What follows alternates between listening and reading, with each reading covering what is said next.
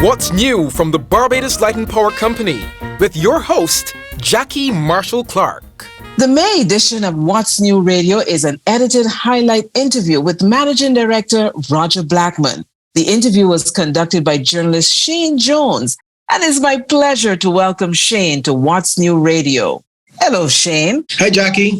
Good to have you with us today. And it is wonderful to be here. My pleasure. Great. It was a truly valuable opportunity for you to speak with Roger. Tell me, how did it go? Yeah, really was a valuable opportunity. Let me tell you about him. Roger was amicable. He was relaxed. He was clear. He understands the challenges facing the utility, and he made sure that I understood those challenges in the way that he imparted that information. Overall, he was positive with the technological advancements and focus on customer needs. The company will continue to reach towards the company's 100-100 vision. And he was telling me that's 100% electrification and 100% renewable energy. That's my boss, bro. What did he specifically talk about?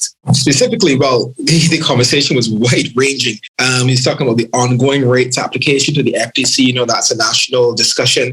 The cost of and challenges of a renewable energy future, the cost of living and its impact on prices. And Jackie, like everybody knows, reliable power is so central to our daily lives. So when it goes out, people tend to get a bit offset, a little bit upset. People grumble a bit and they want to know exactly what's happening because it really takes out a big chunk of their day. And electricity and power is something we need almost every moment of every day. So we started the interview with the reasons behind the recent island-wide outage. So I'm looking forward to hearing Roger talk about this. I live it every day, Cheyne. I live it every day, so I know. But I'm happy that my boss has taken the opportunity to get out there and share everything with the public. Looking forward to the interview. Thank you so much for being with us, Cheyne. I'm sure you're going to enjoy it. I will. What's New Radio? First, let me say we appreciate how inconvenient it is for customers when outages occur, no matter how short or long they are. On this particular occasion with the island-wide outage that we experienced a few weeks ago, it was initiated by a fault that occurred on one of our generator breakers at Spring Garden, main power plant. At the time, our maintenance crews were conducting tests on the particular breaker, and while conducting those tests, there was a flashover, and that initiated our protection systems, which cleared the fault in the immediate vicinity. So the engines that were around that plant tripped off immediately, and restoration, recovery would have started. However, at the time of day when that fault occurred, which was around close to midday, we had quite a lot of renewable customers on the grid at the time. And even though our protection systems worked as designed to clear the fault, and it did so safely, and there was no injury to the personnel or to adjacent equipment, our renewable customer systems that were on the grid, they tripped off at the time of the fault, and that created a large overload, which our system was unable to balance. And so with all of that customer renewable energy system coming off of the grid at the time of the fault, we had a cascading event and ultimately a blackout. What we're doing now is investigating why that would have occurred the way it did, because in our grid code and our specifications for those customer-owned systems, we identify what we refer to as voltage ride-through settings that should have resulted in those riding through the fault and staying on rather than tripping off. And so we're currently investigating that, which may require us to do some checks on customer systems. But it also brings into sharp focus the need for batteries over the long term, because as renewables grow on the network, and as we know, solar and wind are intermittent resources, we will need equipment like batteries and other equipment to create the stability that's required when those systems swing up and down on the network. I want to turn to the rate increases, a hot button topic in the country right now. One, what are the factors that led to the Light and Power asking for this rate increase? And with the delays taking place right now, is that causing uncertainty among customers customers? So the primary reason, Shane, for applying for rates would have been to deal with the rising costs of providing a safe, reliable service to customers. And that involves making infrastructure upgrades, conducting maintenance on the network, and investing in new technologies that is changing all the time that would allow us to enhance and improve the efficiency of our operation. At this time, as well as you're probably aware, we are also investing heavily in renewable energy, yes, enabling technologies, so that in order to facilitate the national energy policy transitional goals. And so all of that means that we continue to make very significant investments, and with increasing costs, it means that we would have needed to apply for rates. Now, we don't take, we know that increases in rates or can be burdensome for customers, and so we don't take the decision to apply for rates lightly. In fact, this would be just the third time that we've applied for a rate increase in the last 40 years. Oh. And the reason we've been able to spread them out over such long intervals is that before we apply for rates, we make every effort to ensure that we have improved our internal efficiency, look at our costs and our cost controls, look at our productivity. And it's only when we've exhausted all of those opportunities internally in the business and we have no other recourse that we would then apply for rates. And so over the last 40 years, up until the point where we actually applied for this last rate increase, our largest block of customers would have seen over that period since 1983 a roughly 8 increase in base rates. However, inflation over that period was in the order of over 250%. Mm-hmm. And so that demonstrates the diligence within which we look at our internal processes and are able to manage things the best we can. From what I'm reading, I'm understanding that the FTC has offered a lower rate increase than what was requested. Why is this not acceptable? So we had significant challenges with the decision. Let me maybe start there.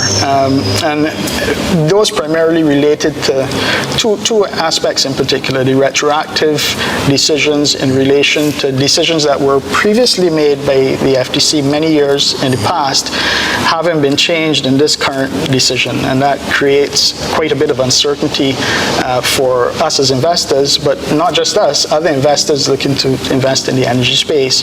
And so we sought to highlight those issues and have them addressed in the motion to review and the stay that we filed. Additionally, a second area would be areas of inconsistency between the decision and energy policy, at least from our perspective. And an example of that would be the battery storage.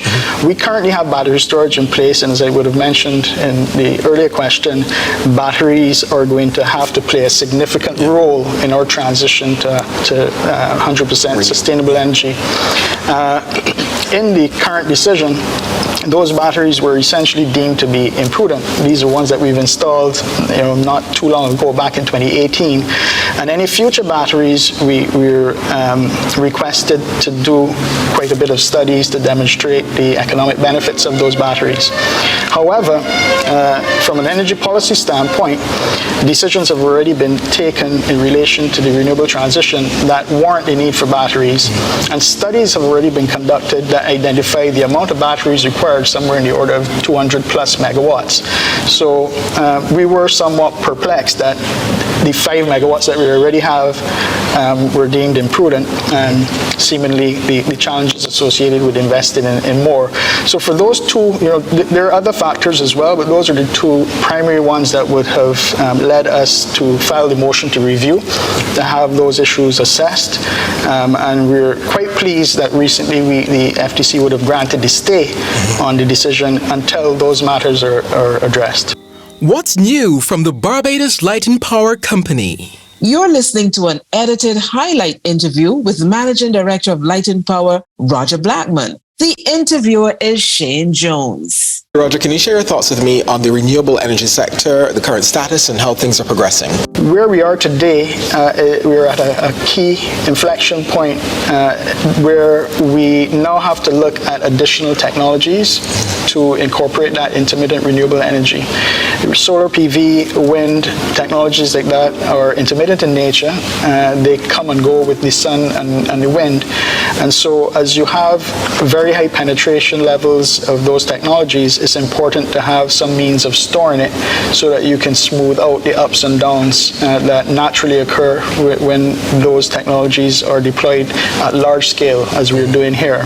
So focus for us now is on that, what is referred to as balance of plant, things like storage, other devices that would allow us to, as we transition from conventional technologies that are dispatchable to technologies that aren't dispatchable and depend on the sun and the wind, to be able to allow those to work whether those resources are available or not. When the sun is not shining, we still need to have the light on when we switch the switch on. And so batteries allow us to do that. Mm-hmm. So it seems that we're doing a lot. So I want you to specifically speak about the large number of renewable energy systems being added to the grid and how they may be impacting the light and power. Yeah, so one major impact now that we're at, like I said, about 80 to 90 megawatts of installed capacity, we are seeing the impacts of that on a daily basis as we dispatch generation. So we have system operators that manage the grid. They're monitoring the conditions on an ongoing basis, 24 hours a day, and they're responding to situations that occur. When they see demand going up or solar dropping off the grid, then they have to take certain actions to maintain the balance. At this point in time, because of the significant amount that we have, that is becoming more and more challenging. And the way that key way to address that would be to install batteries so that when the sun is at its fullest and those solar systems are generating at maximum, some of it would be put into batteries. And then at night, when the sun goes away and you still need power, you would release the energy from those batteries, and in so doing, you're able to get very high levels of penetration of solar. But that's only possible by increasing the level of energy storage as on the grid itself. We also want to mention that I focus heavily on solar and wind, but there are several other renewable technologies, and diversity in technologies is important from a security standpoint. So solar and wind are the ones that, solar in particular, the one that has taken off quite well. However, there's biomass. So that would be using, for example, waste from sugar cane, like bagasse, and using that as a fuel source to boil water and run turbines. There's waste to energy, at least the organic component of waste that has energy content that can be burnt and again used to drive a turbine. Those are renewable technologies that offer the benefit of being dispatchable. You can store that as a fuel source, for example, and you can move up and down the output from those plants depending on the demand. And so deploying that type of renewable technology along with solar and wind does mitigate the amount of battery storage that's required. And that's a good thing because batteries are not cheap. Batteries are in fact very expensive, and as we start to deploy batteries, that is going to put pressure on the price of delivering electricity, and it's that trade-off, that balancing act that's required in terms of moving to a sustainable, 100% sustainable supply versus the cost of doing so, largely driven by things like battery storage.